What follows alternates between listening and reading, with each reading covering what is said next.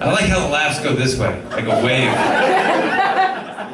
It does not go this way for laughs. So please, it's sold out, don't worry. This guy, he tours all around the country doing comedy, and he told me to say this, but I'm not going to say it because I forgot about it. But also, Blue Room Comedy Club, we're very lucky to have this next guy. He is bringing comedy to the Joplin area as well as down in Miami, Oklahoma, and we're very excited to have him here. Ladies and gentlemen, he's a very funny comedian, good friend of mine, and you're going to laugh a lot. So please give it up for Billy Bazar, ladies and gentlemen. Make some noise for Billy Bazar.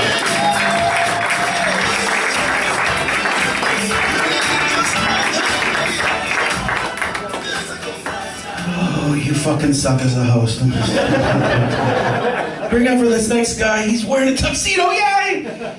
Give it up for Connor. That dude's a howdy. We legitimately had people convinced he was my son last night. And I thought about it later, and I was like, that's actually sad that they thought he was my son. Give it up for Old Man Willie.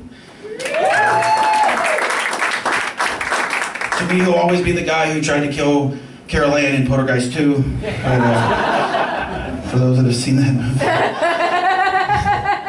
Watch it again, I promise you. That guy told pussy jokes at the comedy club. Oh. Wow. So, something happy happened. It doesn't happen a lot in comedians' lives, so I'm going to share it with you guys because I don't have a lot of friends back home, so you guys are my friends tonight. After 4 years of fighting, I got custody of my twins last week, my twin daughters. Yeah, don't clap at that. That's, fuck you guys, seriously. I shared it to get it. But no, they're little girls. They legitimately just turned 4. I haven't seen them since they were 2 months old.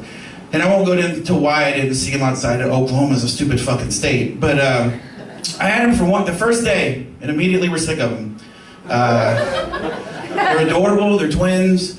But I also watched The Shining again recently, and that scared the shit out of me. Because of the 4 years, apparently the mom has taught them to talk at the same time. And at 3 in the morning, that's scary as shit. Then I finally understood why people complain about other people's kids in the restaurants. Because I took them to Denny's, and I left them because they were loud and they were assholes. And I was like, I don't want to do shit. So I'm not going to see them again until they're 18. That was very short-lived. I have 3 daughters. I also have an oldest. She is 14. And for her birthday present, she wanted to go see the horrible, horrible band called the Chainsmokers. Anybody familiar with them? Woo! Yeah. After hearing Closer, a horrible song for the 200th time, I really wish that their roommate would have killed him for the mattress in Boulder. If you haven't heard that song, that joke makes no fucking sense to you. So, I'm just ranting now. She's also in the video games. Anybody have kids or actually play video games themselves out here? Anybody familiar? You guys know the game Assassin's Creed? Yeah, I'm making a new game called Creed's Assassin. Where the objective is to kill every member of the band Creed to win the game, but you can't win because Scott Stapp committed career suicide years ago. There's no way to win the game. One of these days he's gonna be waiting for me. That dude's literally gone batshit crazy. Look up Scott Stapp on YouTube, you know what I'm talking about. He's getting closer to death. My good friend's kid has got ADHD and bought him a fidget spinner the other day. And I fucking hate fidget spinners. I'll be 43 next month, and we had fidget spinners when I was a kid, but it was something different. I fidgeted, and then the room spun when I got knocked the fuck out. Fidgeted. Generational gap. They get a toy, I got punched in the face. And I don't know if anybody saw, this is a real thing. They apparently are now making fidget spinner butt plugs. That's real. That's the headline literally says, because America doesn't know when to quit. And my first response was, you mean they weren't butt plugs before? Doing it wrong. My buddy had a cookout last week because the weather finally got unbipolar in Tulsa. And he decided to have a big cookout. And he invited everybody, on Facebook, and he doesn't use social media a lot. And it was obvious, because the invite to 3,000 friends said in big bold letters, "Sausage party, my house." Yeah. He could have went with so many different combinations of letters. And then he made it worse because in the subject he put "more sausage you can fit in your mouth." It's like, oh God, Tommy, you're going to go to jail. And I wondered why he did it, because he actually has an engineering degree, which I know doesn't really mean a lot, but I thought he was smarter than that. The reason he said sausage party was, for some reason, he had 473 sausages in his garage. My first thought was, well, we know where your wife went now. But she actually came back from vacation. And he just cooked out a bunch of sausages, and he had all of them. He had all kinds of crazy concoctions. He had one, it's a common sausage, if you're on the road a lot like comedians are. I eat a lot of these, if you can't tell. They're called cheddar war sausage. I'm sure you guys have seen them. They got them on those little grillers of germs in the truck stops. And basically, for those that aren't familiar, they're a sausage filled with delicious cheese. But I learned that if you grill it just right, just long enough, that cheese becomes a deadly weapon. His wife was eating one, and I wasn't paying attention. She bit into it. And all the cheese exploded out of that goddamn sausage and hit me right in the face. Got me in the eye. So ladies, I get it.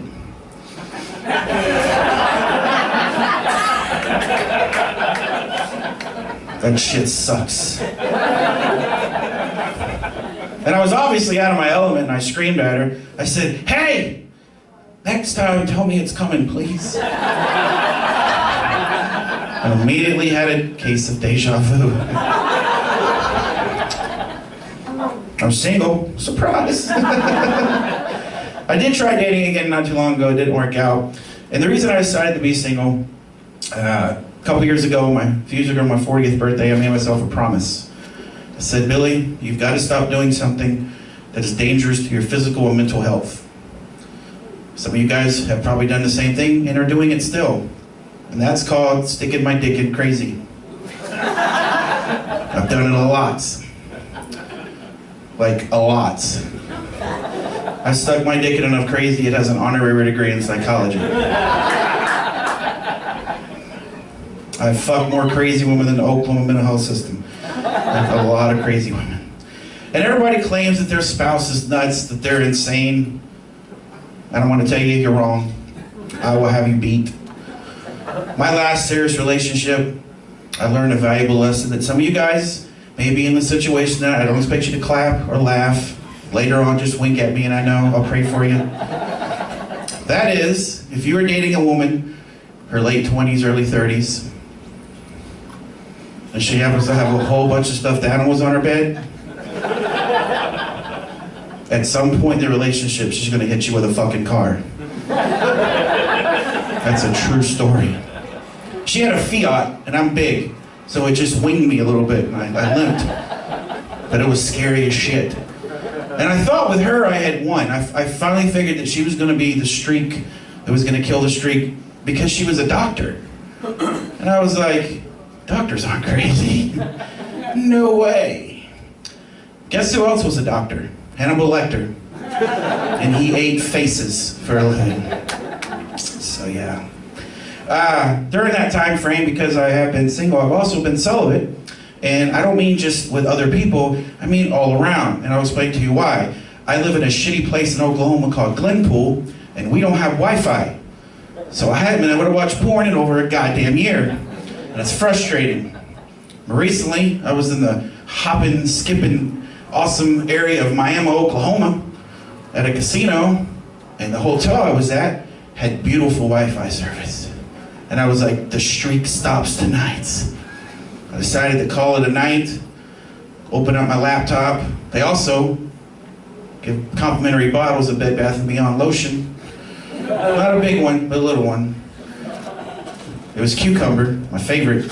I was like, it's pickle making time.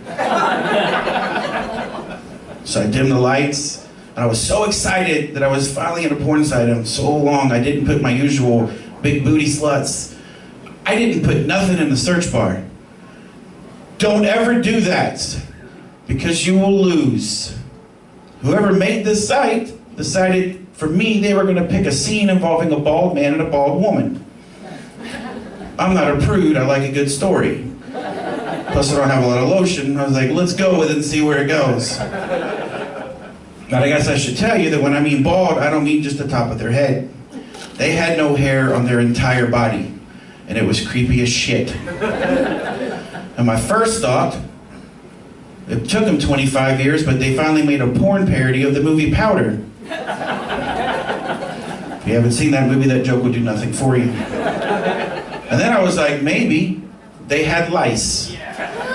And they had to shave all the hair off their body. Obviously, I couldn't focus on the problem at hand. So I decided to go to a retro porn site. Went to the stuff I grew up on, as creepy as that is to say. I was ready to go. I had just a little bit of lotion. Figured this was going to be it. And the scene popped up from the 1970s. And I realized I haven't watched porn from the 70s in a long time. Because they never shaved back then. And I had forgotten that. I went from hardwood floors to shag carpet in 5 minutes.